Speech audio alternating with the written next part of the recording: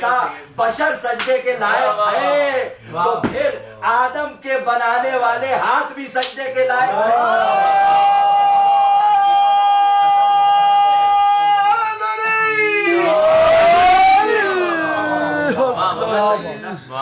آدم میں اور ان بنانے والے ہاتھوں میں فرق ہونا چاہیے۔ فرق یہ ہے کہ آدم سامنے ہو تو سجدہ کرو، اس کے بعد قبر پہ جا کے نہ کرو جیسا لوگ کہتے۔ ہمارا تو نظریہ ہی کچھ اور ہے۔ گھبرا گئے آپ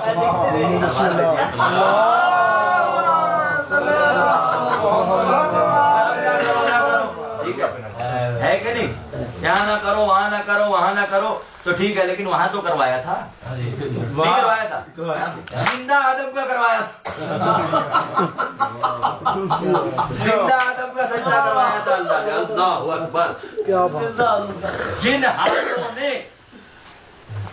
جن ہاتھوں نے آدم کو بنایا تھا ان ہاتھوں کا سجدہ کب سے کب تک ہوگا؟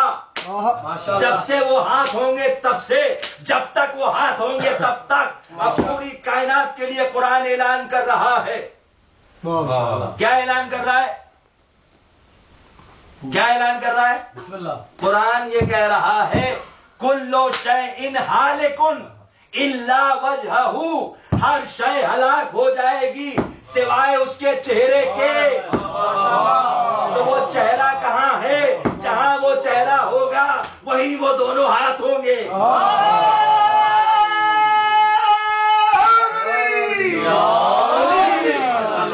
اسی آیت سے یہ بھی ثابت ہو گیا کہ شے اور ہے، یہ چہرہ اور ہے۔ تو آدم کا سجدہ صرف اس وقت جب زندہ ہے، اور ان کا سجدہ کیونکہ یہ ان کے لیے موت ہے ہی نہیں۔ چہرہ وہ ہے کہ وہ ہلاک نہیں ہوتا، یہ چہرہ وہ ہے جس کے لیے موت نہیں ہے، جس کے لیے بقا ہی بقا ہے، فنا نہیں ہے، ہر شے کے لیے فنا ہے۔ اب کتنا کریں سجدہ ان کا؟ تو بھئی آدم کا سجدہ کیوں ہوا تھا، اس کے فلسفے کو پورا سمجھنا پڑے گا، تب سمجھ میں آئے گا کہ آدم کے بنانے والے ہاتھ کا سجدہ کیسا اور کتنا ہو۔ میں کہاں سے شروع ہوا تو کہاں آ گیا؟ آدم کا سجدہ صرف آدم کے سامنے، ان ہاتھوں کا سجدہ کتنا ہو؟ پوچھا جناب مفسر صاحب بتائیے کیا معاملہ کیا تھا؟ کیا بتائیں، ہم تو تھے ہی نہیں وہاں۔ اگر کچھ کہہ بھی دیں اپنی رائے سے تو پھنس جائیں گے نا، کیونکہ رسول نے کہا ہے من فسر القرآن برائیہ فلیتبوأ مقعدہ من النار۔ قرآن کی آیات کا اپنی مرضی سے تفسیر اور معنی بیان کرنے والا جہنم میں ٹھکانہ بناتا ہے، کیوں پھنسا رہے ہو ہمیں؟ اچھا ٹھیک ہے نہیں پھنساتے تو کس کے پاس جائیں؟ میں ملائکہ کرم فرمائی کرتے نہیں، ہمارے گھر آتے بھی ہوں گے تو اپنے کو دکھاتے نہیں، ملتے بھی ہوں گے تو بتاتے نہیں، مصافحہ کر کے سوتے میں نکل جاتے ہیں۔ معاملہ کیا ہے؟ پوچھے کس سے؟ ملائکہ تھے وہاں، ابلیس سے تو ملنا ہی نہیں ہے، اور اس سے پوچھیں گے تو کہاں سچ بتائے گا؟ بے شک۔ تو وہاں یا ملائکہ تھے یا ابلیس تھا یا آدم تھے یا اللہ۔ اب اللہ تو ہر ایک کو منہ لگاتا ہی نہیں، اس کے لیے کلیم اللہ ہونا پڑے گا، تو کریں کیا؟ پھر بڑا مسئلہ ہے۔ کہا ڈرو مت، گھبراؤ مت، خداوند عالم خود کہتا ہے گھبراؤ مت، ہر سوال کا جواب دیں گے، کیونکہ وہاں خالی آدم نہیں تھے، خالی ملائکہ نہیں تھے، خالی ابلیس نہیں تھا وہاں، خالی میں اللہ نہیں تھا، کچھ اور بھی تھے۔ کہاں تھے پروردگار؟ تو میں نے پوچھا تھا نا ابلیس سے، یا ابلیس ما منعک ان تسجد لما خلقت بیدی، اے ابلیس میں نے جس کے اپنے دونوں ہاتھوں سے خلق کیا تھا اس کا سجدہ کیوں نہیں کیا؟ استکبرت، کیا تو نے تکبر کیا تھا؟ ام کنت من العالین، یا تو عالین میں سے ہو گیا تھا؟ تو وہاں آدم بھی تھے، ملائکہ بھی تھے، ابلیس بھی تھا، اللہ بھی تھا، لیکن اللہ حکم دے رہا تھا، آدم مسجود تھے، باقی سب پہ سجدہ واجب تھا، کچھ ایسے تھے جن پہ سجدہ نہیں تھا، انہیں عالین کہتے ہیں جن کے لیے آدم کا سجدہ نہیں تھا۔ تو معبود یہ عالین ہے کیا؟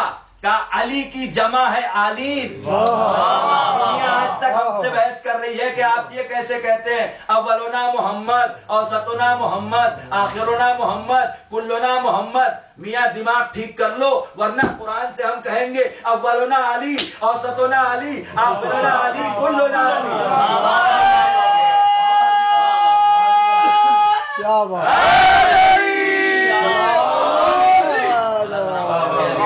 قرآن کی آیتوں سے بات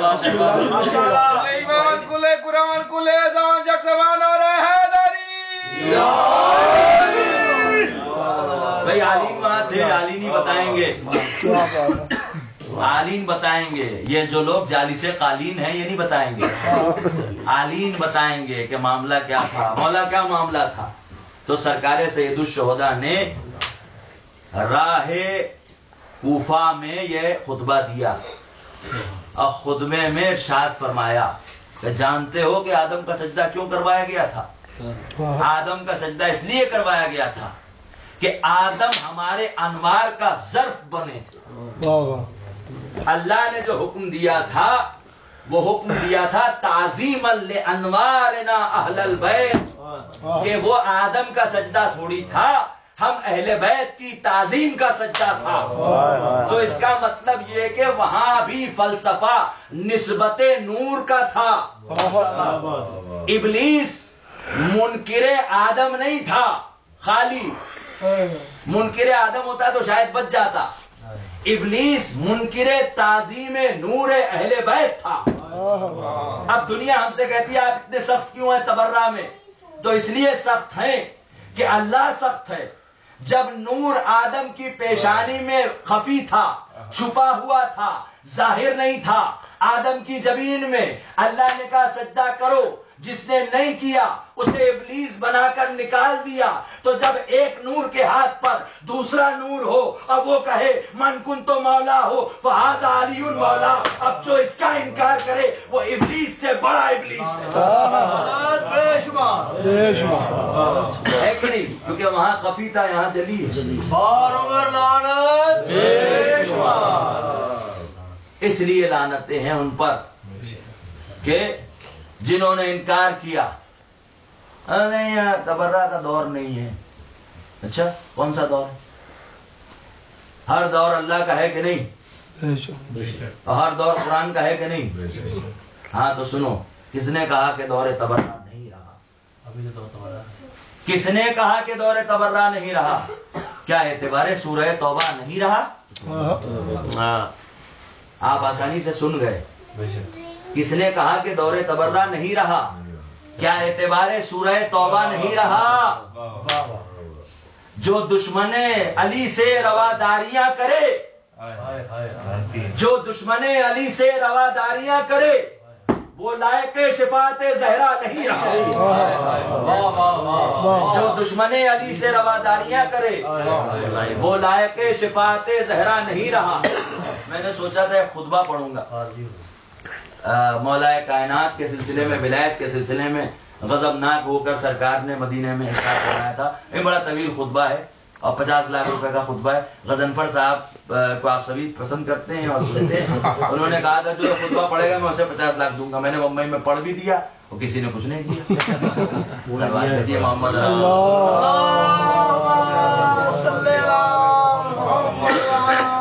لیکن خدا کی قسم بڑی کم قیمت لگائی اس خطبے کی، اس لیے کہ وہ خطبہ تو خطبہ ہے. ایک حدیث مولا کائنات کی فضیلت کی، ماشاءاللہ، اس کی قیمت دنیا کا کوئی امیر سے امیر بادشاہ نہیں دے سکتا.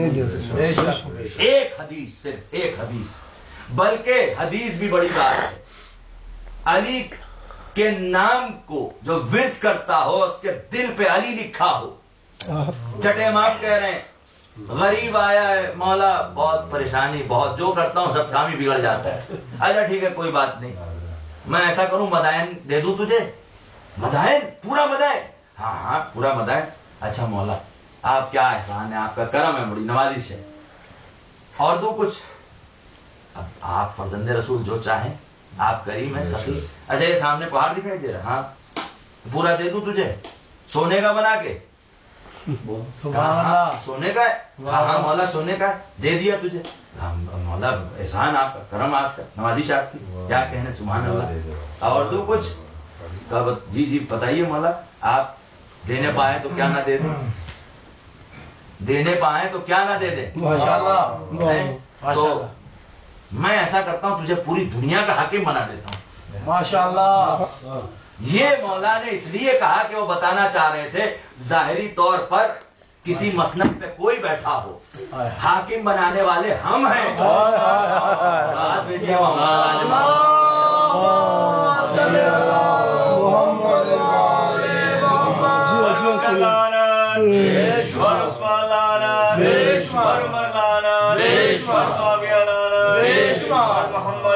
محمد بلندر صلوات۔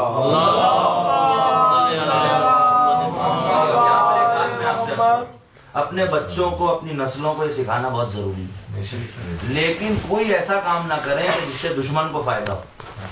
اسی لیے معصومین نے زیارت عاشورہ میں اول، ثانی، ثالث یہ جو کہا وہ اس لیے ان کے تکلف میں نہیں کہا، شیعوں کو نقصان نہ ہو اس لیے کہا۔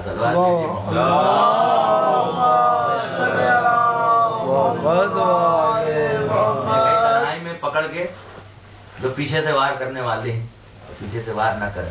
تو میں آپ کی خدمت میں کیا عرض کر رہا تھا کہ مولائے کائنات کی محبت جس کے دل میں ہو وہ پوری دنیا کا حاکم۔ اب تو بس مولا آپ نے حاکم بنا دیا، مطلب میں بن گیا، اب کیا میں تو شکریہ بھی ادا نہیں کر سکتا، کیا ایک تو ادا کر سکتا ہے؟ میں بھی تو تجھ سے کچھ مانگ سکتا ہوں، کہا مولا میں فقیر آدمی، میں کیا دوں گا آپ کو؟ نہیں تو دے سکتا ہے، کہا اگر میں دے سکتا ہوں تو مولا نوکر حاضر ہے، کہا ٹھیک ہے ہماری ولایت دے جاؤ۔ مولا آپ کی ولایت دے جاؤ، پاسبل ہی نہیں ہے، کہا تو پھر کیوں اپنے کو فقیر کہتا ہے؟ تجھ سے بڑا تو دنیا میں کوئی امیر آدمی نہیں ہے، ساری دنیا کی حکومت کے عوض بھی ایک چیز دینے کو نہیں تیار ہے، تو وہی چیز سب سے قیمتی ہے۔ خدا کی قسم اس ولایت سے قیمتی کچھ بھی نہیں ہے، اس سے زیادہ کچھ نہیں ہے، نہ دنیا میں نہ آخرت میں۔ تو بہرحال یہاں کا ماحول جب میں نے دیکھا تو میں نے سوچا کہ میں دوسرا مضمون آپ کی خدمت میں پیش کروں۔ تو مولا آپ نے اپنے کو نقطۂ تحت الباغ کہا کیوں؟ تو کہا اس لیے تاکہ قرآن مستند ہو جائے، قرآن کو سند مل جائے، سبحان اللہ۔ اس لیے کہ علی جس جگہ آ جاتا ہے وہاں جو کچھ ہوتا ہے وہ سند یافتہ ہوتا ہے۔ یہ کیا بات کی تو سمجھ میں نہیں آیا۔ تو وہیں زید کھڑے ہوئے تھے، زید ابن حارث اور جابر، کہنے لگے تمہیں سمجھ میں نہیں آئے، ہم سمجھاتے ہیں۔ انسان کی بھی سند علی ہے، ہم مدینہ میں علی کا ذکر کر کے یہ پہچانتے تھے کہ کون حلال زادہ ہے، کون حرام زادہ ہے۔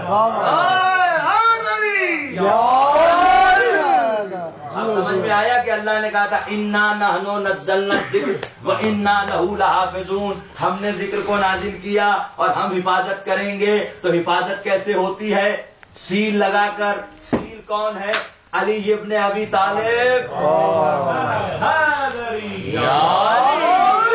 انا نقطۃ تحت الباغ۔ ورنہ مولا پورا قرآن مولا کا قصیدہ پڑھ پڑھ کے تھک گیا، لیکن اس نے خود کہا ہوگا کہ یا علی نہ میں اللہ ہوں نہ محمد، میں بھی کیا آپ کو بیان کروں کہ آپ کیا ہے کہ نہیں؟ قرآن نے علی کو سند نہیں دی، علی نے قرآن نے علی کو معتبر نہیں بنایا، علی نے قرآن کو معتبر بنایا۔ قرآن سے علی کی ولایت نہیں سمجھ میں آئے گی، علی کی ولایت سے قرآن کی آیت سمجھ میں آئے گی۔ بات بھیجیے محمد علیہ۔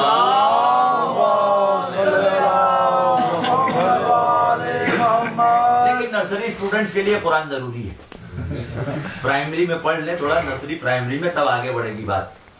یہ تو میں نے اس منزل کی بات کی ہے کہ جہاں پر مولا کی ولایت آئینہ بن جاتی ہے، ماشاءاللہ کی آیتیں اس میں روشن نظر آتی ہیں، ماشاءاللہ یہ وہ منزل ہے، یہ منزل دیگر ہے۔ تو مولا کائنات نے اس لیے اپنے کو نقطۂ تحت الباغ کہا، اس کا مطلب یہ ہے کہ اگر ابتدا علی ہے تو پھر انتہا بھی علی، تو پھر علی کے علاوہ کچھ ہے ہی نہیں، یہی بات ہے نا؟ بے شک. تو کچھ بھی نہیں ہے ہم سے من ناس تک سوائے علی کے، واہ واہ. کیونکہ جو کچھ ناس سے ہم تک میں ہے وہ